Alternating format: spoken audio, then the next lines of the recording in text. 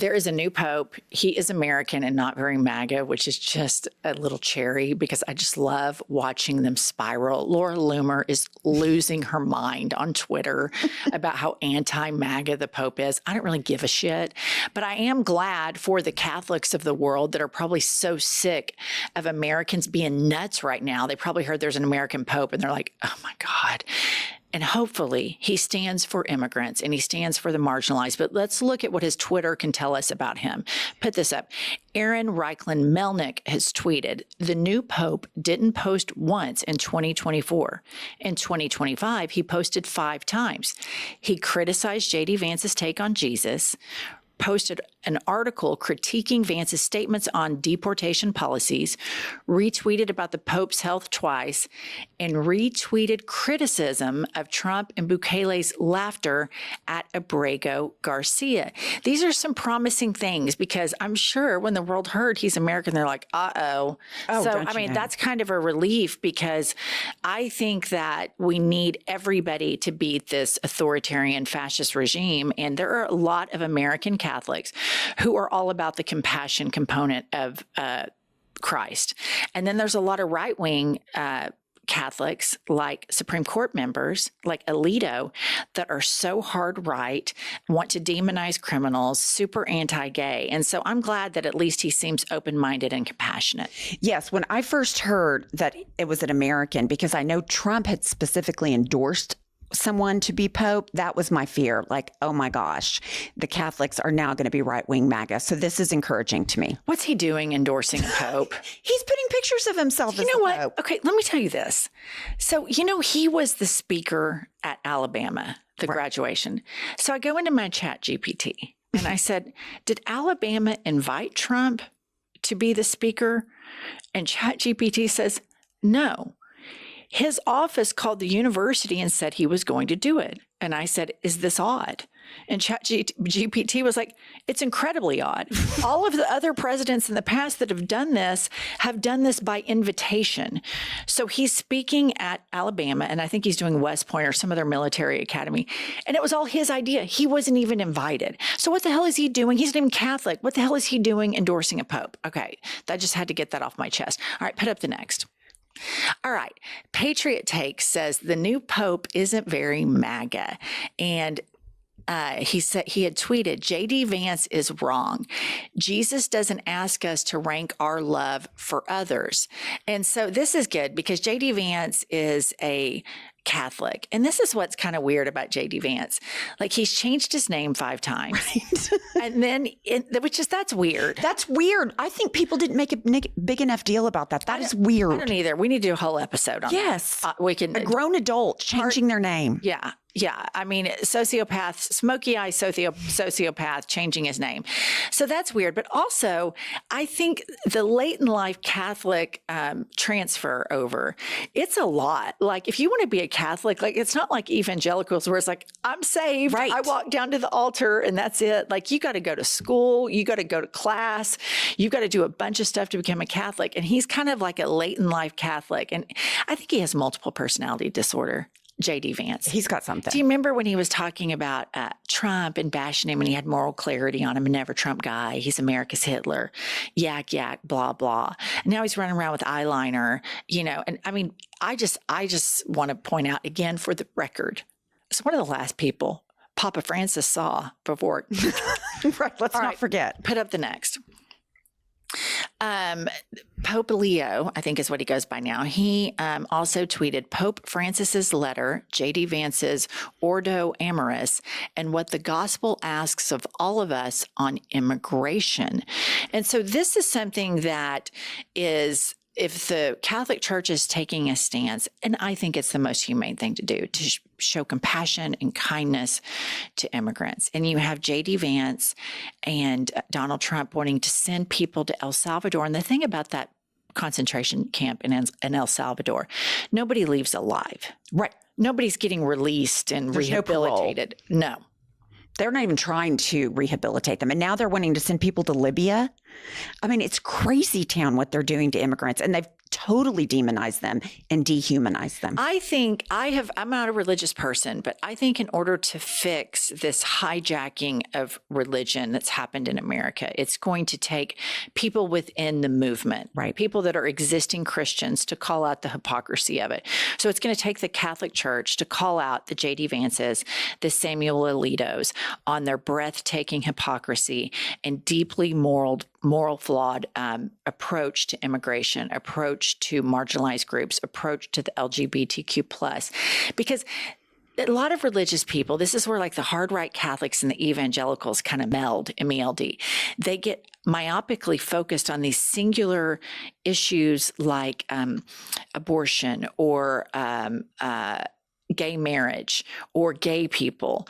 And I think the past Pope has had some ambiguous things about it, but at the end of the day, I think he said this shouldn't be our focus. We should focus on lifting people up and meeting people that are struggling the most and meeting them with compassion. So I hope that people within the Catholic Church call out these hard right, hardcore Nazi Catholics like Alito and smoky eye sociopath J.D. Vance. Okay, and then here's another tweet that Pope Leo retweeted. And the original tweeter is Rocco Palmo. And Rocco Palmo tweets, as Trump and Bukele use Oval to laugh, feds elicit deportation of a U.S. resident, once an undocumented Salvadorian himself, now D.C. Ox plus Elavio asks, do you not see the suffering? Is your conscience not disturbed? How can you stay quiet? And I mean, this is really where I think as a non-religious person, a lot of people say, well, they're not real Christians. Well, then it's your job as a real Christian, then, if that's what you are, to reclaim your faith and call out the hypocrisy of those masquerading as Christians. It's kind of like when MAGA tells us we're not real Americans. It's our jobs to say, you're goddamn right we are. I was born in Dallas, Texas. I honor the Constitution. I honor the rule of law, and I believe in freedom for everyone. And that includes the most marginalized. And I believe in due process for everyone. And that includes somebody with brown skin. And that person might even have a criminal record, but they still get to have their day in court. And that's what separates us from banana republics. That's the difference. So the burden is on me as an American. And so I think the burden is on people within the religious movement to help correct this and shine the light on the hypocrisy and the hijacking of their religion. If it really is about compassion, they've got to walk the walk and talk the talk. And part of the walking the walk and talking the talk is going to be calling out the hypocrites within the religion that have hijacked the teachings of this particular faith, their Lord and Savior, Jesus Christ. Well, I think that it's up to them to clean their own house. Okay, shifting gears here. Okay, this is what Trump does. You guys, it's almost like he just discovered that the United Kingdom was our top ally.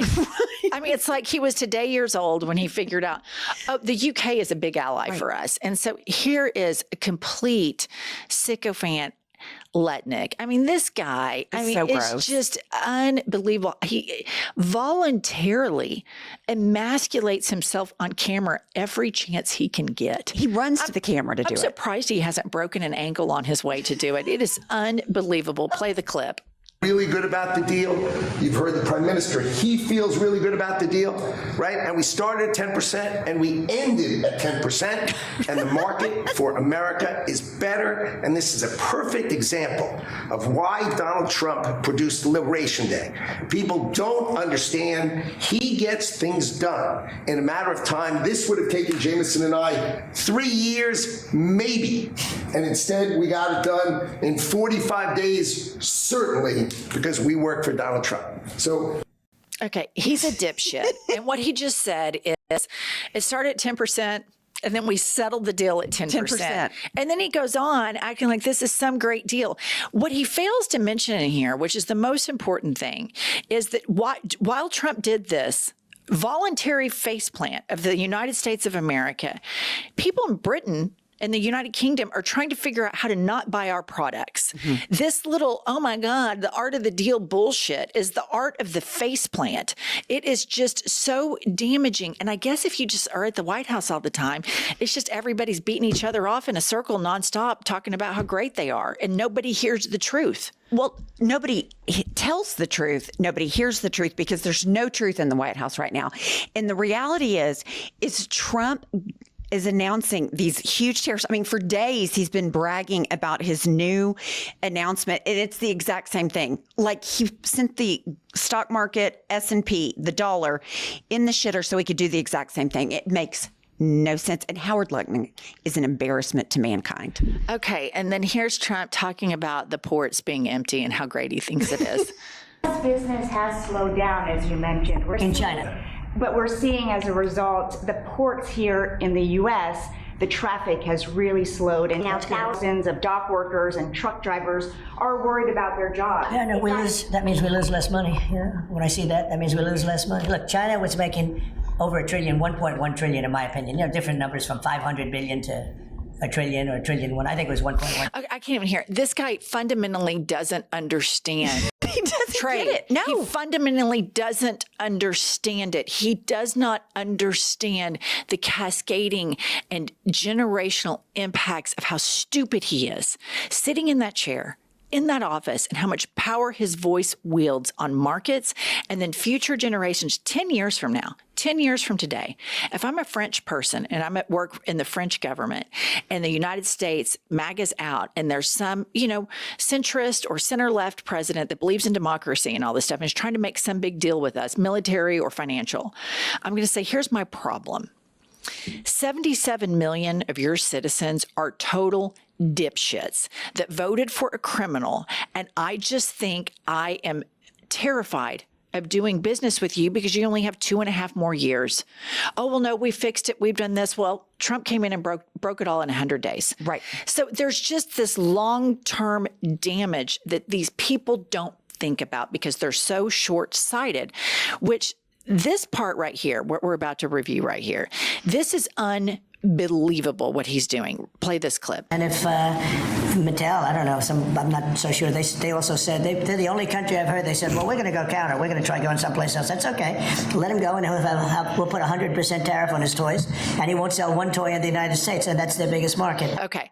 He is so mad because the CEO of Mattel came out and told the American people the truth. He refused to go along with the propaganda. So Trump is bullying him. This guy who tells Fox and who all the people at Fox humiliate themselves day in and day out by saying that Republicans are all about free markets. Not this guy, not this administration. It's about bend the knee, kiss my ass. That's what the whole thing's about. And the CEO at Mattel needs to get other CEOs to the steps of the United States Capitol to apply pressure to these Republican nut job politicians and tell them that they will donate liberally and frequently to their opponents and make sure that they are out of office because we have agency. The free markets have agency. This man is not for free markets. No. And I don't know when Wall Street is going to wake up. It's kiss his ass or get the fuck out. And here's the thing. He will not stop at this stuff. At some point, he's going to be like, I think I should own Apple. How much money do they make? Right.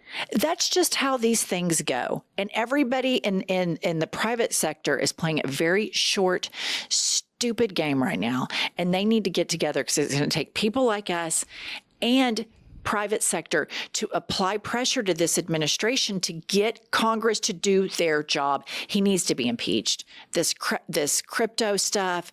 I heard he's like launching surveillance on Greenland. It's stupid. For no reason. Here's the thing.